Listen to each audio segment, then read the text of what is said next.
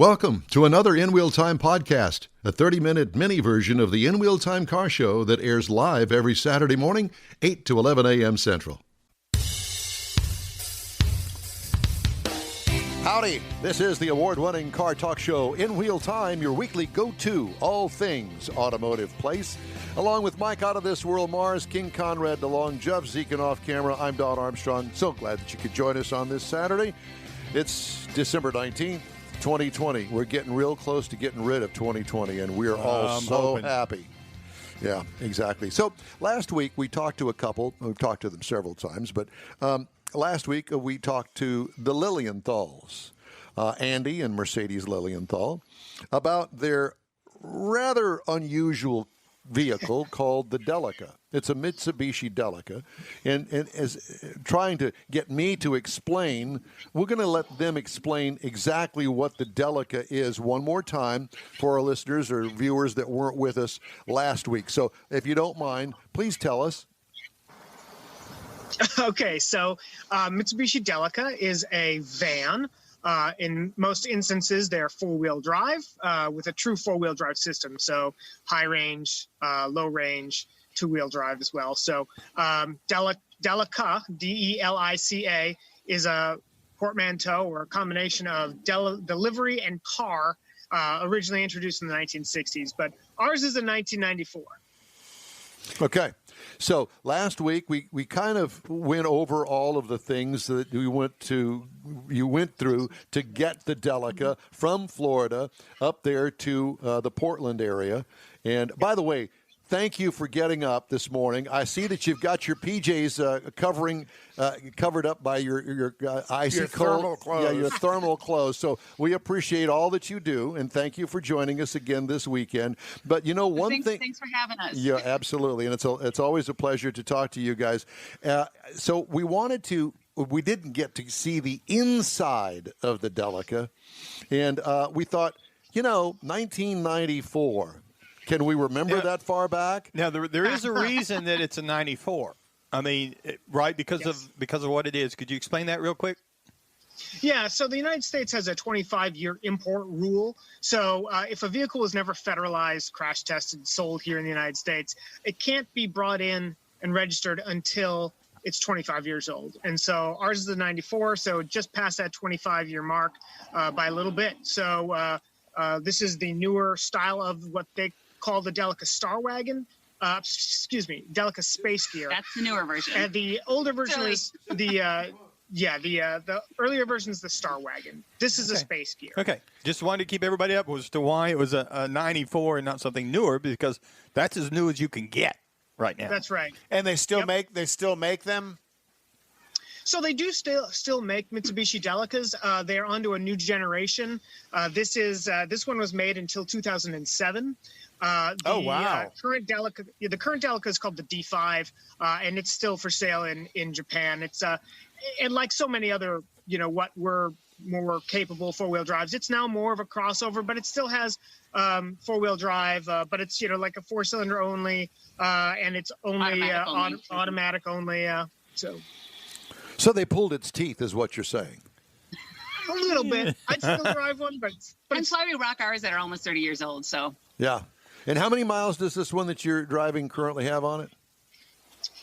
This one has just over, I believe, 45,000 miles. Yeah, I was going to say. So on a diesel too. I mean, it's a diesel, so it's nothing. It's a diesel manual gear as well. It is. It's a shifter car. It's a 2.8 liter turbo diesel with a top mount intercooler, 5-speed manual transmission, and then that aforementioned transfer case as well. Yeah, I want to see the driver's space. I want to see how this all is set up. Yeah, let's take a look. All right, let's take a look. Give me just take you off the jerry can here. That's okay. You just go right ahead. We're up there in Portland right now, obviously, and it's kind of a gloomy day, and it's obviously a little bit chilly. So and it's early. There's the outside of the Delica. And, I guess part of the reason that we love you guys is because, let's face it, you are a little bit weird in your taste for cars. Thank you, yes. We take that as a compliment. It is a compliment. And it was totally meant as one. So we'll show you starting from the back here. These things are extremely versatile on the inside. So maybe some of your viewers are familiar with the Honda Element and the seats that fold up against the sides. Well, the Delica was doing that back in '94. So both of these seats actually do retract upwards. So when you do that, you free up a lot of space. So it's great for cargo. Now, fully carpeted interior, all that stuff. Let's go ahead and move to the side. Well, that's a cool Sorry, I think feature. it's a little jittery. Yeah, that's a cool feature to fold them up to the side because it really does make that much more space. Well, I'll inside. bet you that WeatherTech does not make a floor mat series for that. You're correct, right? You are correct, and I have checked. So on the inside, you can see the seats. They will move forward. They will move backwards. There's so many knobs and buttons on these things. We're still learning them. Right. So you've got this part moves. Well, you got to be pretty close to the driver there, huh? Yeah. Oh, look at that. 180 degrees. Oh, my God. All kinds of stuff. So you can, when we bought this and drove it back from Florida, we actually Didn't realize everything it did, huh? Oh, how cool is that? we had both seats in this configuration, and we had an air mattress and our sleeping bags, and we slept in the back of it. So it's extremely versatile for both cargo and camper van perspective, which is one reason why they're so popular globally for camper vans. And you also still have to be fairly limber. Yes. Yes. Got to be willing to sleep in one. Right. So I'm going to come over here. Hopefully it's not too jumpy. Talk to you a little bit about the driver's the interior here. This is about as normal as it gets on this vehicle. Yeah, it's very 90s. I don't think there's a single squared off angle in this entire vehicle, exterior or interior. So it's pretty plain Jane. You can see we've got a rather tall gear shifter, e-brake. You've got your transfer case down here. We put in a US spec radio. The Japanese spec radios have a different frequency, and I believe it's, if I remember correctly, it's 70 megahertz to 90 megahertz, I believe. And so that allowed us to listen to the jazz channel, and that was it. So, hey, I like jazz, but not that much, right? So we did put a different stereo in there, some different speakers as well. I had to do a little customization to get all that to fit. But otherwise, you know, we're living on here over on the right-hand side of the vehicle, as you can plainly see. Your instrumentation is just like any other car. Some people ask, being on the right side, are the pedals switched or anything? Pedals are not switched. Everything down here is the exact same. Now up here, it is switched. So on the left side, you've got your wipers. On the right side, you've got your turn signal indicators. So it always screws us up. I was going to say, there's been many left turns that turn my wipers on. Yeah, I'll bet. So the pedals are the same. So the accelerator is on the far right, and the clutch is on the left.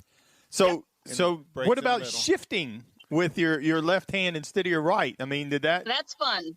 Yeah, that's a great question. So there were also a lot of 1 to 4 upshifts when you first start learning this.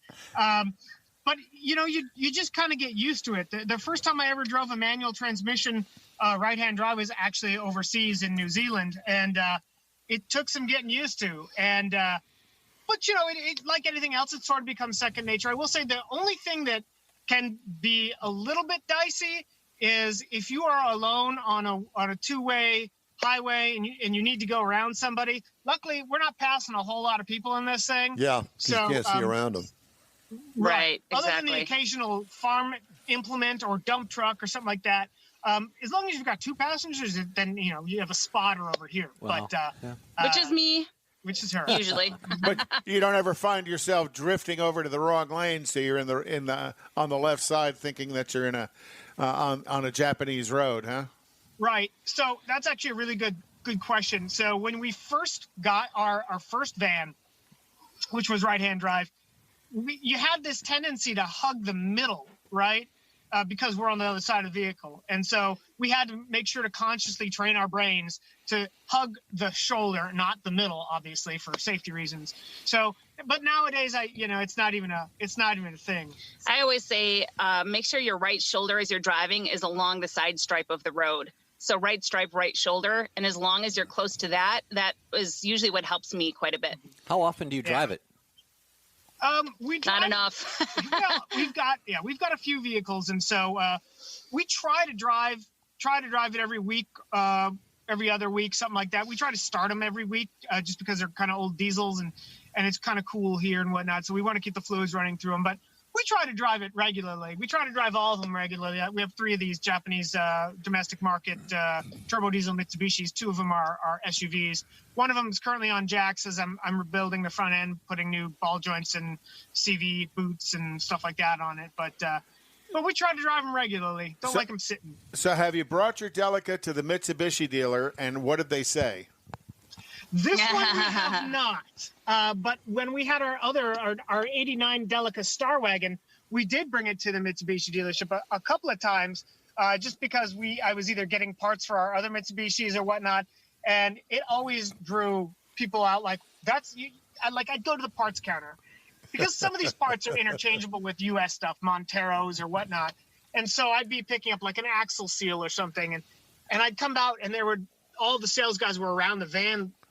And I'd get my key out, and they're like, "Is this yours?" I said, yeah. Like, well, what is it? Like, it's Mitsubishi, but what is it? And so I kind of have to go into, discussions about what it is, and without going too far down this Delica rabbit hole. But we're already way past that. The United States did get what they called the Mitsubishi van. Mitsubishi van was essentially a 2-wheel drive Delica with a gas engine only and an automatic transmission only. So it was sold just for a few years, up until 1990. And I remember as a kid, because we grew up with Mitsubishis, and I remember as a kid seeing them at the dealership and thinking, those rear seats swiveled even in the older ones. And I thought, man, that was cool. You could sit backwards in the car. I mean, I never thought I'd own one, but so the U.S. did have some of the earlier 2-wheel drive versions, but they were just called the van. Yeah, but didn't they? You sat forward of the front axle in the originals, didn't you? So your legs were in the crumple zone. Your legs were the crumple zone. They were the airbags. Yes. So the earlier Delicas all were a forward control vehicle. You sat atop the engine. To access the engine, you had to literally undo a couple of latches underneath the seats. Then the whole, both seats, which were mounted on, basically a platform, the whole thing went up, and you had to access just kind of like, it's sort of like the Toyota vans of the days, and even I suppose something like an old Ford Econoline or a Dodge A100, something like that. We had a ton of fun in that van. We took that all the way from the southern part of British Columbia all the way down to Arizona a couple of times. It was extremely slow. The L400s with the 2.8-liter turbo diesel compared to the L300 Star Wagons with the 2.5-liter turbo diesel, which was not intercooled. This will cruise at 75 miles an hour all day, no problem. Once you get up to that speed. Yeah, and I mean, it's not it's not as glacial. Yeah, it's not as glacial as the old ones are, but it's also not going to win many drag races. No, so maybe against a snail. So that old one was kind of like a reverse tilt cab van or truck, except it was all done on the inside. Yeah, very, very similar. Very similar. You had to take all your stuff out of the center console and next to the seats, though, in order for you to lift the seat up, which was kind of a pain. So when traveling, we'd check the oil, but we'd have to clean out half the cab in order to check the oil. Gosh. A reverse COE. Like the master cylinder for that were on the dashboard. So you'd open the door, and then there was a panel that you accessed for the master cylinder. So there was a lot of really weird, quirky things with it, and it got a ton of attention just because it was so bizarre. And when we picked this up, we thought, people will just think it's another just van, like a Sienna or something like that. But I'll tell you what, the first place we stopped in Florida, it was about 98 degrees with about 100% humidity. Oh, it was I had stopped. Pretty hot. I was taking a sip of my Coke, and these guys, they're walking past, and you could just see them looking at this van, and I looked up and they caught my eye, and they kind of gave me this nod, that's cool. I think it's like the caravan on BFGs or something. What is that? But I think they also had a lifted Cherokee. Didn't they have a Cherokee that was on 37s or something? Yeah. So they were from that crowd. It definitely, even this one, which is not as 80s sci-fi looking as the last one, still gets plenty of attention and plenty of questions, especially, we actually, we were on the Oregon coast and sitting at a stoplight. and we see this gentleman next to us, and we can see him kind of gesturing. And older guy. Yeah, and so we roll down the window, and he yells at Mercedes. And says, "Why don't you let him drive? You know, get off the phone." And I was like, but wait a second, he is. I'm over here. He turned before I could reply, so it took me by surprise. He was actually accosting me because I was on my phone sitting in the passenger seat, and he thought I was driving. Yeah. How funny. We've had all these kinds of things happen when you have a right-hand drive vehicle. We should get a fake steering wheel for the other side. Yeah. Listen, we got somebody asking us about car insurance. Is that an issue? Yeah, that's a great question. It is an issue until you figure it out. Basically, I guess it was 2017 when we bought our first one, we signed the paperwork and we called State Farm and said, "Okay, we bought this." In the parking lot. And they, after about a half hour on hold, they said, "Yeah, we can't insure that." And we went, "Uh-oh, this is something we hadn't thought about." So we very carefully drove it home and parked it until we figured out what to do. So what we do, because these aren't daily drivers, they are more collectibles. I guess, weekend. They're for weekend event trips. Yeah. Haggerty. Exactly. We go through Haggerty on all three of our JDM four-wheel drives. And Haggerty does have some restrictions like mileage and whatnot, and that's fine because we're not daily driving these. These are our fun weekend cars. There are people, however, that do own these vans, and they do daily drive them. Apparently, Progressive will do that. I've heard. Yeah, but they don't pay claims. Yeah. Neither one of them ever pay a claim, so that's okay. So. And that's one of the things with Haggerty Insurance. With this one, we're probably one of the first. I mean, we know a few others now in the country that have this vehicle, the L400 or Space Gear, but it was only legal since last year. So Haggerty, this insurance for this particular model went a lot higher in price per year than our old one because they really don't know what to claim it against. They haven't had many crashes because it's only been allowed in the U.S. for a year and a half. Well, a year and 10 months now? Yeah, but they've been great. The nice thing about them is, they don't even hesitate on agreed upon value. They ask you, what is it worth? And we tell them. Right. And every time we make a significant upgrade, we tell them, hey, we added, increase the amount to the value of the car. Yeah. And they say, okay. Yeah, we haven't had to use them yet. So I think you showed us the bumpers last time we had you on. Yeah, can you give us another quick look at the outside? Modifications of the bumpers. You bet. Be interesting to see how much those bumpers weighed compared to what you took off of it, because I can't imagine that thing's going to deal very well with a whole lot of. And while you're doing that, I want to personally thank you for doing my pre-owned car vehicle of the week for next week. I do appreciate that. So this is the front end of the vehicle. It's kind of dirty because we had it on the trail recently. This is a weld-together kit from a company called Coastal Off-Road. Coastal Off-Road is in British Columbia. And so it comes flat packed and it's all pickled metal. And so it's all ready to be welded together. So all the pieces are labeled. And then we had a great fab shop in Oregon City, Oregon called Wanderlust Overland. They welded this kit together. It has some options. So we have the bull bar up here, which helps to protect the grill. We have an integrated winch mount for our Warn winch down here. We have a skid plate as well, which is really critical because it helps protect both the oil pan, the oil filter, some of the critical bits as well. We've got some Light Force lights on the sides here, angled out to help monitor the ditches and whatnot. And then we have Light Force Venom 6-inch driving lights up on top here. So it lights up like a very, very bright Christmas tree. When we turn that stuff on. I'll bet everybody with a Jeep Wrangler within 1,000 miles of you are going, oh, yeah, I want that. NASA hasn't contacted us yet about seeing us from space, but I think we'll get there. So we've got the hood scoop up here. That's gonna feed the intercooler. I'll pop the hood real quick. That's You factory? can see underneath the hood. That's factory? The hood scoop is factory? Yes, that's factory. I love this thing. So what kind of fuel economy have you gotten with this, especially in your ride back from Florida? On the highway, we typically get maybe lower 20s, but when we came back from Florida, I think the highest was 26 or 20s. Yeah, about 25, 26. And the lowest we got was, I think, 17 and a half or something. Who did the most driving coming back? The person on the right. I did most of the driving. Actually, I think I did almost all. No, Mercedes did some of the driving, too. I did a good amount. We both did some of it. You did the majority, I think, because I ended up having to work on my laptop. Yeah. So you can see top mount intercooler, 2.8-liter turbo diesel. engine. It's a little crammed in here just because it's a van kind of style. Yeah, but you know what? Let me just interject this. The one thing that I see about the whole thing, you can tell that you guys take baby care of this thing and have got it all cleaned up, because you know as well as I do that thing was not that way when you bought it. You know what? I have to say, shout out to Car Automotive in Fort Myers, Florida, who we bought this from. This thing, you could have eaten off it. He did such an amazing job detailing it. He had it, yeah. He had it detailed and clean. I think it looks dirty right now, but we do use it. We use it on the trails. We use it.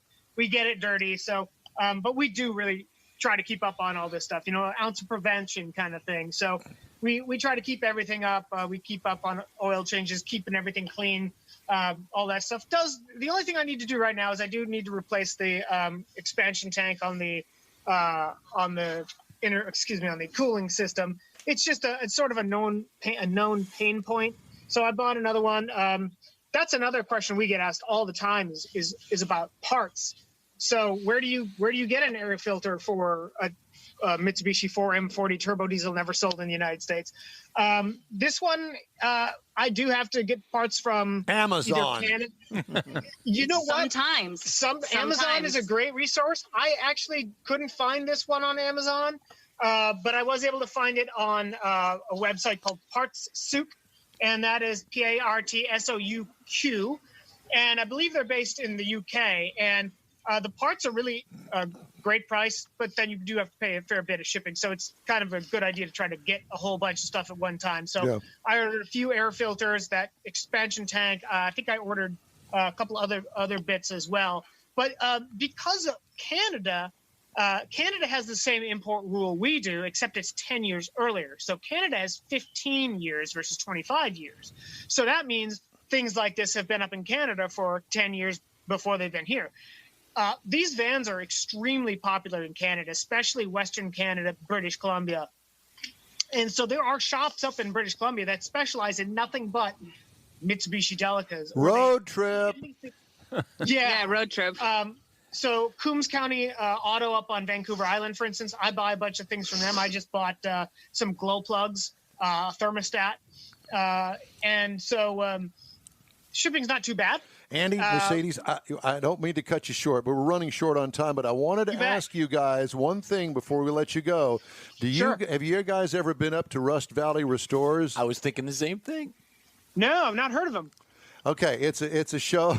It's a show that's on Netflix, and it's about this crazy guy up there, and I can't remember the location. It's out in the sticks. It's in Armstrong, isn't it? It's in Armstrong, British Columbia. Yeah. I think that's what it is. Look it up, Rust Valley Restores, because I think that your next assignment is going to be to go up there and research him and his show called Rust Valley Restores. Look it up on Netflix. I think that you'll really appreciate it. He's a car geek like all of us are. They will go there. Oh, awesome. We'll add it to our queue. All right. Hey, it's always great to talk to you guys. Much. Thanks so much for joining. Thank you. Thanks for having us again. Thanks for getting up, and you guys can now get out of your outerwear and get back inside where the PJs are good for today. Put that coffee on. We need to go back to sleep. It's just past dawn. Happy holidays. That's it. We love you guys. Thank you. Happy holidays to you guys. All right. Bye, guys. Andy and Mercedes Lilienthal with the Mitsubishi Delica. Cool It truck. is awesome. Just a cool truck. I know. I can't get enough of it. And you could tell their passion for the vehicle. They really love what they're driving. It's not one-sided. They both are. They're both equally into this. It's all right-sided. Oh, well. I don't know. That's fascinating. I don't know if I could shift with my left. Yeah, hand. that was kind of what I wanted to see, how it was set up, and it's set up kind of like I thought it would be, but just the coordination factor of adjusting from a right hand shifting to a left, particularly with a 5-speed. Yeah. Well, my son lived in Australia, and they drive on the wrong side of the road there, and they have right-hand drive vehicles. My daughter Laura lived in Italy, and you have to shift with your left hand, so that was a real experience for him. But yeah, cool couple, cool truck. It's we'll have them on again sometime in the future. Shout out to Wade Stoddard. We saw your comments about Parts Q and your Delica that you've had for 10 years because you live in Canada. Well, nice. Yeah. So Thank you for tuning in. They had some of their followers tune into the show. We appreciate that as well. Well, remember me telling you about Carlos Ghosn, the expatriate? The gift that keeps giving. It does. Well, Carlos is under investigation now in France for possible tax evasion during his last 3 years heading Renault and Nissan, according to a person familiar with the matter. Spokeswoman for Ghosn declined to comment. Tax probe adds to Ghosn's legal woes in France, where authorities are already investigating his role and expenses covered by Renault and Dutch subsidiary that oversaw its alliance with Nissan. Ghosn was arrested in Tokyo 2 years ago and accused of financial deeds. It escaped in the luggage. Including underreporting his compensation at Nissan. He's denied the charges and escaped last year to Lebanon in a music box. Those 3 houses in South America weren't his. Yeah. They were his wife's. Yeah. I think he's going to be a permanent resident of Lebanon. I think so, too. We talked to the Sylvania headlight guy. Right. Well, in efforts by the Insurance Institute for Highway Safety to strengthen criteria to receive its top safety awards have led automakers to improve the headlights on some 2021 vehicles, including the Audi A7, Honda Accord, Hyundai Palisade, Mazda CX-30. If you're into highlights, HIDs. Yeah, then check out those cars. There's a whole list of them out there. And Fiat Chrysler plans to spend $150 million to set up a global technology center in the southern Indian city of Hyderabad. Let me hear it, Jeff. Hyderabad? What? Send your comments to info. What's the problem? Come on, Jeff. Give it to us. Come on. We need more Jeff. Coward. Center will create nearly 1,000 jobs and will focus on development for future mobility in areas such as connected vehicles, artificial intelligence, data science, and cloud technology. Just saying. Jeff is turning 3 shades of red over there, and I don't quite understand why. So you heard that the CEO of Toyota called EVs overhyped as a huge mismatch in cost versus goals for the industry. Didn't hear that. Oh, yeah. I thought that was pretty funny. It's one of those from Toyota, who sells the Prius and has for generations now. Yeah. Who started all of this? You're going to speak now? Yeah, I did. He is now. He's gonna speak. Oh, now he's going to speak. Okay. Well, I have to tell you that it has certainly been a fun December 19th show. Happy birthday to you. Yeah. Happy absolutely. birthday to you. All Happy 3 of you. birthday, Don and Conrad. Well, I'm singing to myself. And Mike Happy coming up. birthday to you. And Mars coming up as a Christmas Eve baby. Well, that's it for this episode of the In Wheel Time Car Show. Hey, when you're on Facebook, please give us a like, tell your friends about us, and share our junk. You'll get Conrad's unicorn hunting features along with all things automotive all week long. As we shake your hand and say goodbye. The In Wheel Time Car Show streams on Facebook, YouTube, and on NWheelTime.com. Podcasts available on Pandora, Amazon, Apple Podcasts, Spotify, Stitcher Radio, iHeart Podcast, Google Podcast, and Podcast Addict, amongst others. Special thanks to all of our guests today. The In Wheel Time Chief Engineer is the fabulous David Ainsley. Our video sales and marketing man is Jeffrey Zekin. This week's In Wheel Time Car Show is produced and directed by Suze. He didn't think of that until the words come out of his mouth. Came out of my mouth. For booking agent and podcast man Mike Out of This World Mars and his royalty King Conrad DeLong, I'm Don Armstrong saying so long for now. And we will see you on our next live show beginning at 8 a.m. next Saturday, 8 a.m. to 11, our new hours right here on the Smoke and Mirrors Network. Thanks for being part of the In Wheel Time family. Mask up, stay healthy, and we'll see you next week.